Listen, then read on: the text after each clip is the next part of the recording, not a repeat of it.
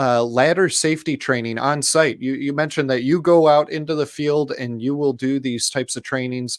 Can you talk a little bit more about that? Do we have like a national program where we can go out anywhere in the U.S. to do these ladder safety trainings and assessments? Absolutely, James. We like to qualify the leads because obviously it's hard for us to go out for, 6 pizzas. I just need to be upfront, especially when we have overnight travel and things of that nature. So we need to be realistic of the expectations. But yes, it is something that we do.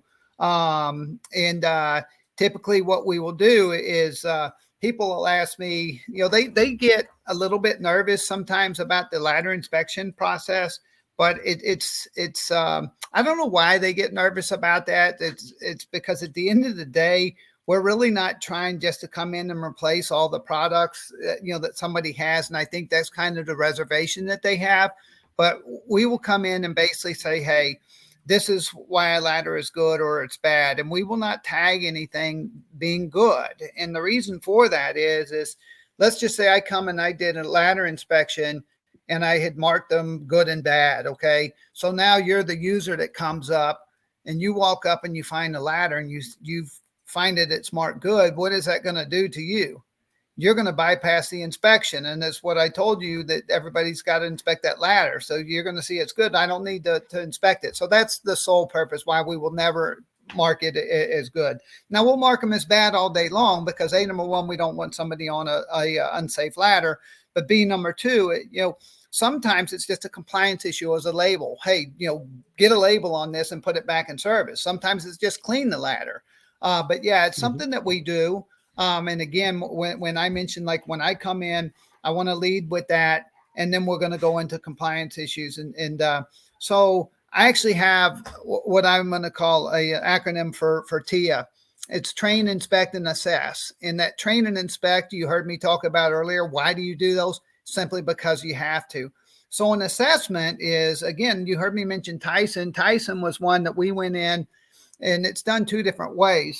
We actually assess, on site how the product's being used. And we may see somebody using a ladder, where they have two people and they need a twin step ladder, or maybe they're leaning a ladder they shouldn't. So we'll make an assessment and get them the right products. But the other thing too is a lot of times I can do that assessment straight from that damaged ladder pile. That damaged ladder pile will tell a story. You can look at the cracked fiberglass. You can see basically, anytime you see a broken spreaders, most of the time the spreaders just don't break. That's a sign of abuse in most cases. And so you have to be a little bit careful there, because a lot of times, people take offense, when you tell them that, hey, they're abusing their products. You have to kind of treat that kind of carefully.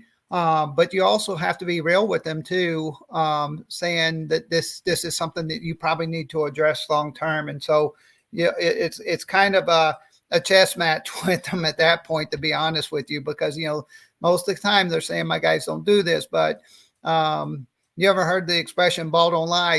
That's the same type of story. It doesn't lie. But you just have to be cautious in your approach there. But what's nice about the Climb Academy too is it's got a certificate of completion when it's done, so that they could put it in their employee file and keep it for the records that they train. Because what's interesting with OSHA, James, is that they don't tell you exactly what their training consists of. They'll say everybody has to be ladder safety trained, but they don't say what or why. We do know that they accept our training because I have OSHA trainers that actually ask us for our training modules. And so we do know they accept it, but it's never really spelled out. So it's kind of everybody's guess. So, but ours is pretty much a wild card. But it, again, it's not a sales presentation. It goes over, just general information. And so to do a typical good safety seminar, it takes, I would say about 30 minutes to an hour. And then what we like to do too, and I encourage the sellers to do this, is do a ladder inspection. Because the ladder inspection, typically we're going to find something wrong. Because at the end of the day, let's face it, I said, they're looking to ring their meal ticket.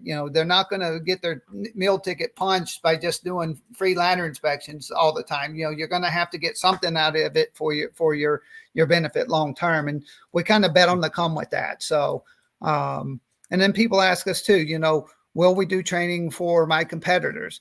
We will do training on my competitor's product. We just expect to moving forward to have an agreement that, hey, we'll get the business moving forward. That's kind of our agreements when you ask about, some of the parameters that we do. And people ask me if I inspect my competition's ladder if I'm on site.